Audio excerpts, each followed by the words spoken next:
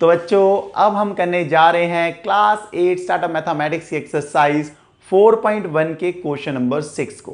Question number 6 को शुरू करने से पहले बस एक ही चीज आपको कहना चाहूंगा, अगर आपने क्वेश्चन नंबर 5 वाली वीडियो हमारी नहीं देखी है तो उसे देख लेना, वो आपको बहुत ज़्यादा हेल्प करेगी, क्योंकि हमने उसमें इजी ट्रिक मेथड से ये सीख लिया है कैसे पता लगाएं कोई नंबर्स किस दूसरे नंबर का क्यूब है। ठीक है, उस वीडियो को पूरा देख लेना, जो मैंने बोला ये चीज आपको अच्छे से समझ में आ जाएगी। अब देखते हैं क्वेश्चन नंबर 6 में क्या कह रहे हैं।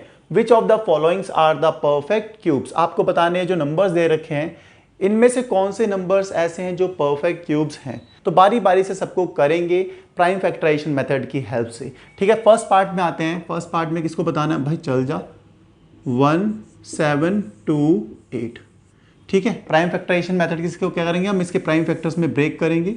देखो अब किससे जाता है, ये हमें पता है कि 12 से जाता है। और क्यों मुझे पता है, देखो आपको कैसे पता लगेगा, आप 2 से कैंसिल करोगे है ना, ऐसे जाते जाओगे। लेकिन डायरेक्टली अगर आपको करना है तो आपको कैसे पता लगेगा। क्वेश्चन नंबर 5 में मैंने इजी ट्रिक मेथड से सिखा रखा है। मुझे पता था ये किसका क्यूब है, 12 का क्यूब है। और आपको भी पता लग जाएगा अगर आप क्वेश्चन नंबर 5 वाली वीडियो देख लोगे तो। देखो 12 से जाता है, कितने टाइम्स जाता है ये, आपको जाता है 144।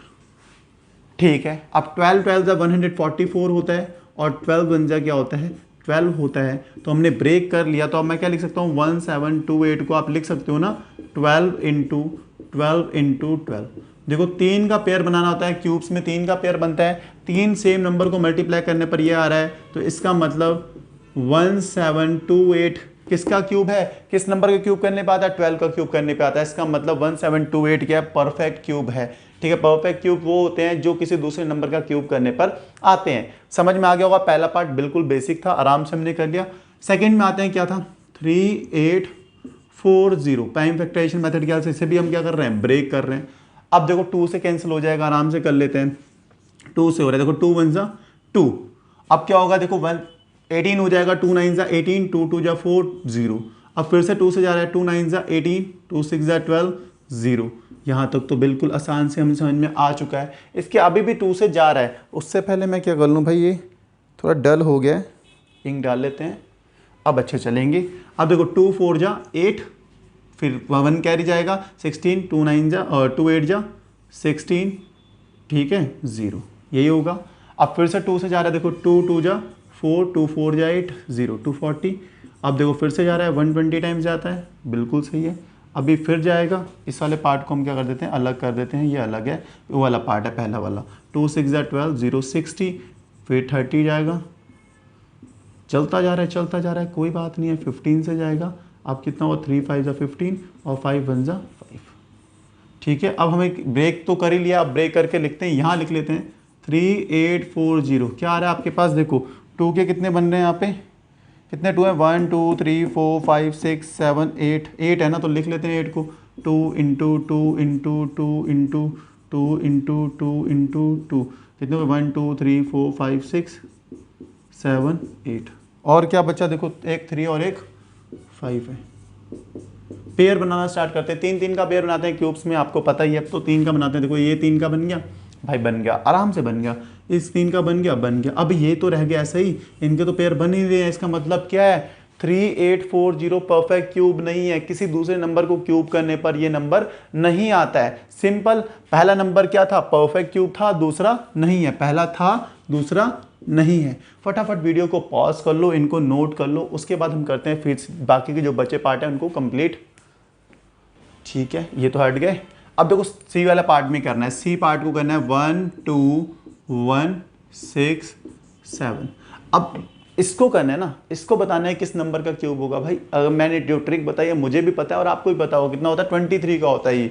अब कैसे होता है, मैंने पूरी ट्रिक बता रखी है, क्वेश्चन नंबर 5 में देख लेना। दोबारा से बताऊंगा तो बहुत लेंदी हो जाएगी वीडियो, इसलिए सीधा मुझे पता था 23 से आप प्राइम फैक्टराइजेशन से रिप्रेजेंट करोगे।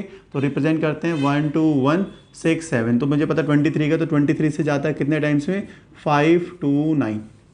आप चेक भी कर सकते हो, 23 का स्क्वायर होता है 5 2 9, तो 23 इंटू 23 हो जाएगा और 23 1 जा। तो देखो आना था, मुझे पता था 1 2 1 6 7। ठीक है, 23 इंटू 23 3 का पेयर बन रहा है, तो इसका मतलब किसका क्यूब है, 23 का क्यूब है। तो इसका मतलब ये भी थर्ड वाला पार्ट भी क्या है, परफेक्ट क्यूब है। आपको भी समझना है, नहीं तो आप क्या करते हैं, देखो 2 से 3 से ऐसे करते आते हैं, डिवाइड करता है, डिविजिबिलिटी रूल आपको पता होता, फिर भी टाइम लगता है ना। बट जो मैंने ट्रिक बताई है वो ट्रिक भाई आपको टाइम नहीं लगने देगी, आपको पहले से पता होगा, ठीक है, बस आपको एक बार चेक करना होगा। तो होप समझ में आया होगा। प्राइम फैक्टराइजेशन मेथड से बस हमें रिप्रेजेंट करना है, क्योंकि ये क्या आपको बताना है कौन से नंबर परफेक्ट क्यूब है कौन से नहीं है, तो इसका मतलब कुछ ना कुछ नहीं भी होंगे।